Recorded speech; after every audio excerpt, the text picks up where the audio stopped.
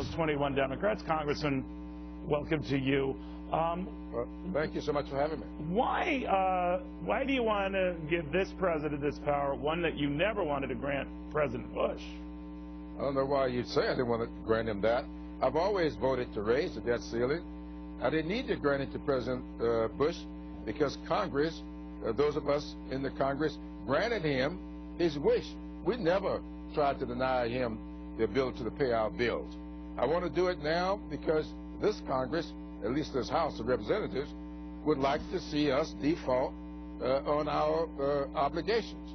And that's why I think the President ought to do it himself if Congress refuses to do so. Well, many, I don't know what you were in this camp, Congressman, many of your colleagues, when President Bush was around, brought this debt ceiling to the brink a number of times, arguing against what he was doing.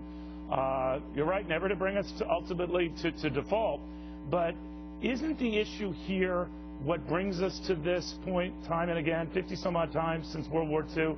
It's the underlying spending, is it not? It seems like you guys are going through hoops to avoid the underlying problem, and that is spending. Well, spending may be the problem, but what do we spend the money on? We spend this money to fund 2 wars that we never paid for. When has a country ever gone to war and not make some sacrifices, tax-wise or rationing, to pay for it? So what about the $5 trillion we've spent since on a variety of things that have landed us deeper than that? I think you're quite right. At 2 wars, unfunded, you're quite right. But my point is this. Then let's not go back in time and say the abuse of that president, or even right now the abuses of this president. Let's address the spending as it is now. Well, we are addressing it. No, you're not. We just had a cliff deal that was 40-to-1 tax hikes over cuts. Look, we just passed the Budget Control Act 2 years ago. Where's the control? $1.5 trillion in cuts. Where's the control? Well, the control is always there. No, it isn't. We're looking at a 5th year of $1 trillion-plus deficits.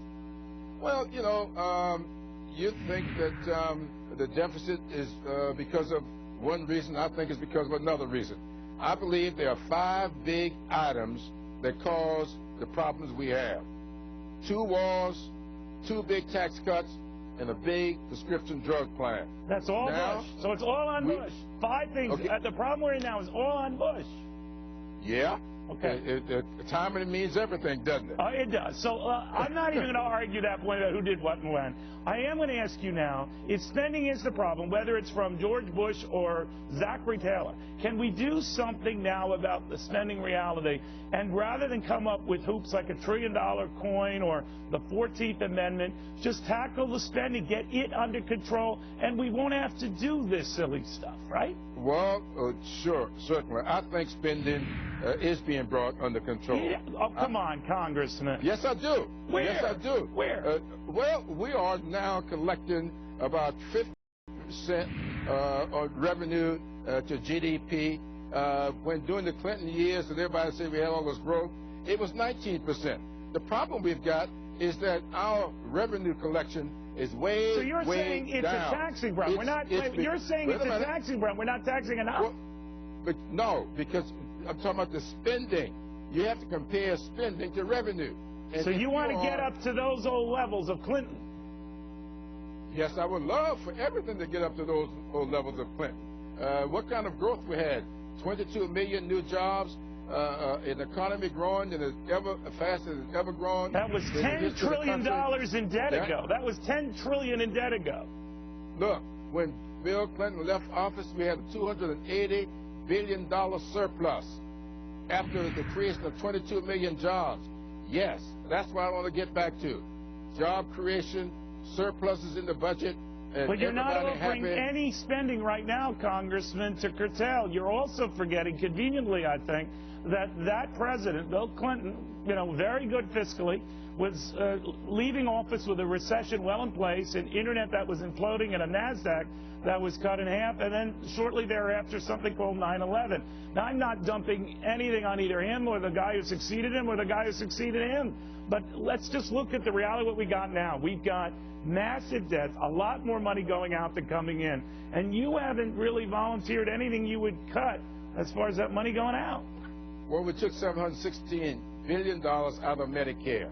And everybody, including Mr. Romney, went out and ran against us and said that if he got elected, he would put the $716 billion back into Medicare. That's a $716 billion cut that we made when we passed the Affordable No, you didn't. Care It just went into the president's health care plan. Well, it may have, but it was cut out of Medicare. And taking money from one thing and putting it in another is admirable and creative, but it doesn't save anything, right? When you're creating jobs, that's how you created jobs. We had big job growth in the Medicare business and in the healthcare business, and we have the kind of getting people out of emergency rooms. It costs less for people to treat what ails them than it's ever cost before. That's what I call smart spending, smart investing, and smart cuts. All right. Well, it's a new year, Congressman. Hope springs eternal that we... Happy New Year to you. Oh, yes. We'll meet many more times, sir, many more times.